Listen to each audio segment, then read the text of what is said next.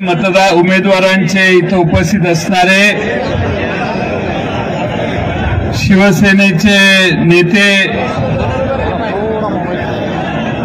माननीय संजय राऊतजी, जितेंद्र आव्हाडजी,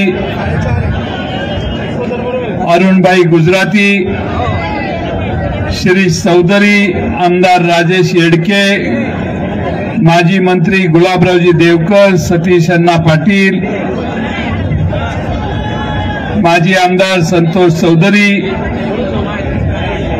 रवींद्र भैया, आमचे जिल्ह्याचे अध्यक्ष रोहिणीताई खडसे, अरुण पांडुरंग पाटील, डी.के. पाटील दादा, डॉक्टर मनोहर पाटील, प्रसन्नजीत पाटील, कैलास बापू पाटील, दीपक सिंग राजपूत, संदीप पाटील, वंदनाताई पाटील चौधरी, अतुल पाटील, उमेश पाटील, निळकंठ फालक, या निमित्तानं उपस्थित असणारे सर्वच उपस्थित मान्यवर, प्रमोद पाटलांपासून सगळेच बंधू आणि भगिनींनो, ऊन एवढं आहे की सगळ्यांनी सावली उडकलेली आहे. आता पुढचे 15-20 दिवस उन्हा तानामध्ये आपल्या सगळ्यांना कष्ट करायचे आहेत. जळगाव लोकसभा मतदारसंघामध्ये करण बाळासाहेब पाटील आणि रावेर लोकसभा मतदारसंघात श्रीराम पाटील या दोघांची उमेदवारी महाविकास आघाडीच्या वतीने निश्चित करण्यात आलेली आहे. या आपल्या लढाईमध्ये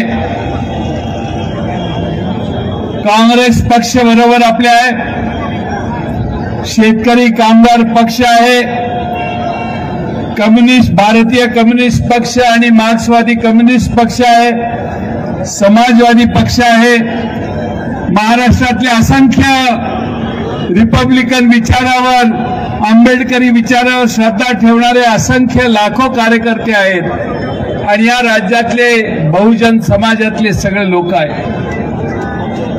जशी निवडणूक पुढे जाते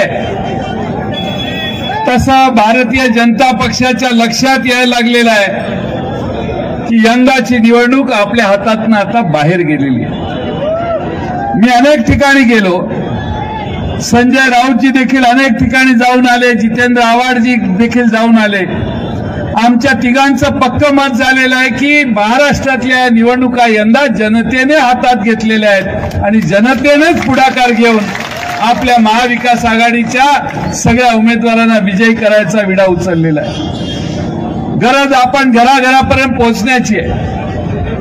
या जिल्ह्यातल्या दोन्ही उमेदवारांच्याकडे आलेली चिन्ह ही जरा नौखी आहेत. श्रीराम पाटलांचं तुतारी वाजवणारा माणूस आणि आमच्या करण पाटलांचं मशाल, ही दोन्ही चिन्ह नवीन आहे. पण आता काळ बदललेला आहे. वाऱ्याच्या वेगानं व्हॉट्सअपवर आपल्या उमेदवाराचं चिन्ह काय हे लोकांना कळतं. पण तरी देखील आदिवासी भागात आमच्या गोरगरीब घरातील, शेतमजुरांच्या घरातील आमच्या भगिनींना ही दोन्ही चिन्ह पोहोचवण्याचं काम तुम्ही करा. सांगण्यासारखं अनेक आहे, पुढच्या सगळ्या सभांमध्ये मी सांगेन. पण यंदाची